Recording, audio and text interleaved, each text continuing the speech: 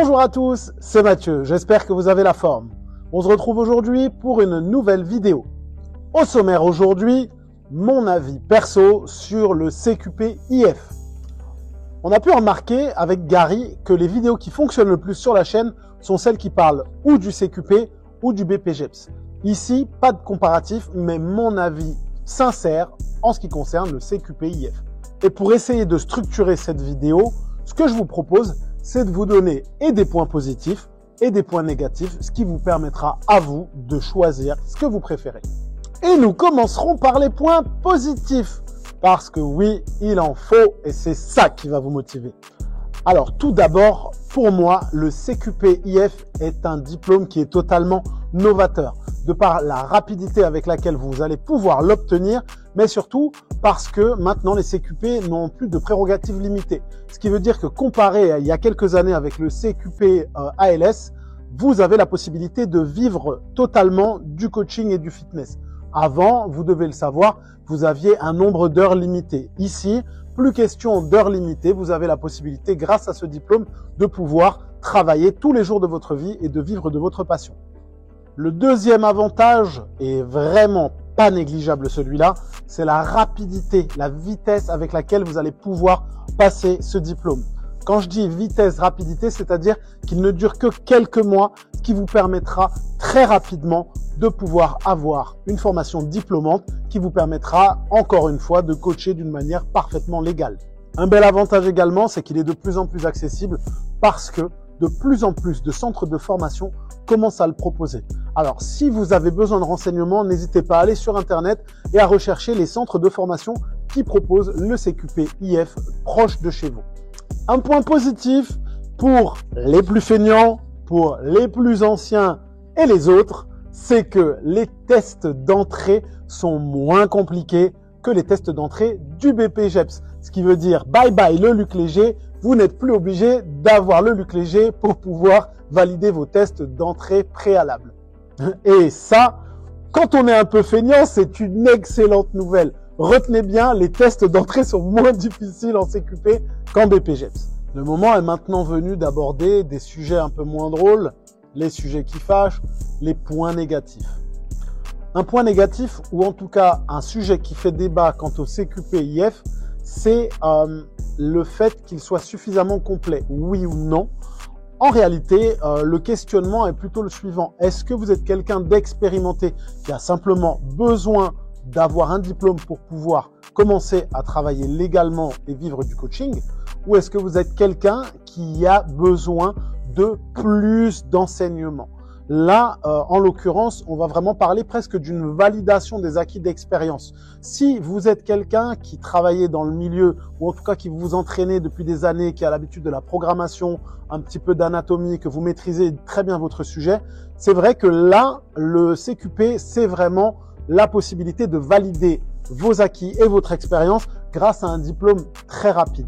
En revanche, si vous avez besoin de plus d'enseignement et plus d'apprentissage, si vous n'avez pas les bases en anatomie, en physiologie ou ne serait-ce qu'en musculation, il est peut-être préférable en effet là de partir sur un BPJEPS. Donc vraiment important de comprendre qu'un CQP, ça ne s'adresse pas à tout le monde, ça s'adresse à un public qui a déjà des acquis et déjà de l'expérience dans le domaine de la musculation ou du fitness. Donc je me permets d'insister lourdement, le CQP, oui, mais si vous avez les acquis. Sinon, rien ne vous empêche de vous diriger vers un BPJEPS. Alors un point peut-être négatif pour moi, en tout cas à mon sens, c'est que c'est une formation qui est courte. Ce qu'on disait tout à l'heure, c'est que ça va très vite, donc c'est très rapide pour pouvoir être diplômé et vivre de sa passion. Mais derrière, qui dit court, dit condensé. Et ça peut peut-être poser problème à certains d'entre vous. Il faut vraiment se rappeler la capacité à mémoriser. Est-ce que vous étiez très scolaire? Est-ce que c'est quelque chose qui va vite vous gonfler d'être sur les bancs de l'école? Donc le fait que ce soit court veut dire que forcément ce sera plus condensé. Donc pas forcément adapté à toutes les personnes qui ont des facilités ou des difficultés à pouvoir mémoriser et à apprendre. Alors le prochain point négatif que je vais aborder, il peut concerner et le CQP et le BPJEPS, et il va concerner les formations en général, c'est que ça va être toujours très généraliste. On va voir de l'anatomie, c'est vrai. On va voir de la physiologie, c'est vrai. On va avoir de la muscu, c'est vrai. Mais on reste sur les basiques des basiques qui ont déjà des années derrière eux. Le 10x10 de Swiatkowski et compagnie, et la méthode bulgare, et blablabla, blablabla. Et je pense que il est peut-être temps, il serait vraiment peut-être temps de changer la façon d'enseigner parce que les mœurs sont évoluées et que tout change. On vit vraiment dans un monde où tout évolue rapidement et le corps humain et la performance physique, c'est des choses qui changent très rapidement. Donc je pense qu'on pourrait peut-être voir pour mettre des nouveaux enseignements dans tout ce qui est partie musculation. Mais d'ailleurs, je me permettrai de vous donner un petit conseil par rapport à ça. C'est que gardez ce qu'on vous apprend à l'école. N'essayez pas d'aller chercher des autres informations. En fait, comme on disait déjà dans un podcast, là, c'est ce qu'on vous demande d'apprendre lorsque vous êtes en formation. Alors qu'en réalité, le champ de connaissances, il est à peu près comme ça. Mais si vous commencez à vouloir sortir du cadre dès le début dans la formation, vous allez chercher des informations ici, là et là, et ça va très rapidement devenir un gros bordel dans votre tête. Alors concentrez-vous sur ce qu'on vous apprend en cours, montrez-leur que vous avez bien appris la leçon, et plus tard, lorsque vous serez diplômé, continuez d'apprendre. La vie est une éternelle école.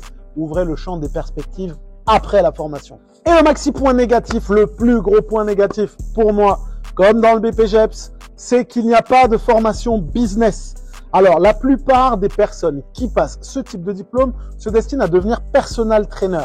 Qui dit personal training, indépendant en général, dit vendre son coaching, vendre sa prestation, vendre son service. Mais si pas de formation business et que la vente ne fait pas partie intégrante de votre fibre, ça va devenir très rapidement compliqué de pouvoir vivre de votre passion si vous ne savez pas ni vous vendre, ni vendre votre accompagnement.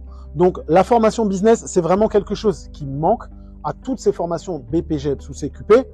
Et il est très important, dès le départ, dès la sortie de votre formation, de vous former au business. Si vous n'êtes pas un vendeur en sortie de formation, ça va être très rapidement compliqué pour vous de pouvoir vivre de votre passion.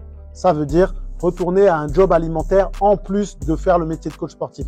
Et ça, c'est bien dommage. Donc, en résumé, à peu près autant de points positifs que de points négatifs, selon moi. Maintenant, c'est à vous de décider. C'est à vous de faire vos choix. Pesez le pour, le contre. CQP, BPGEPS, BPGEPS, CQP. Seul vous le savez. En tout cas, n'hésitez pas. Si vous avez la moindre question, déjà rejoignez nos groupes WhatsApp. On pourra vous aider, on pourra répondre à vos questions ensemble. N'hésitez pas à nous écrire, à regarder dans la description, dans les liens ci-dessous, si vous voulez rejoindre nos groupes WhatsApp. En attendant, c'est tout pour moi. Je vous dis à très bientôt pour une nouvelle vidéo. Merci de nous avoir suivis. À bientôt. Ciao!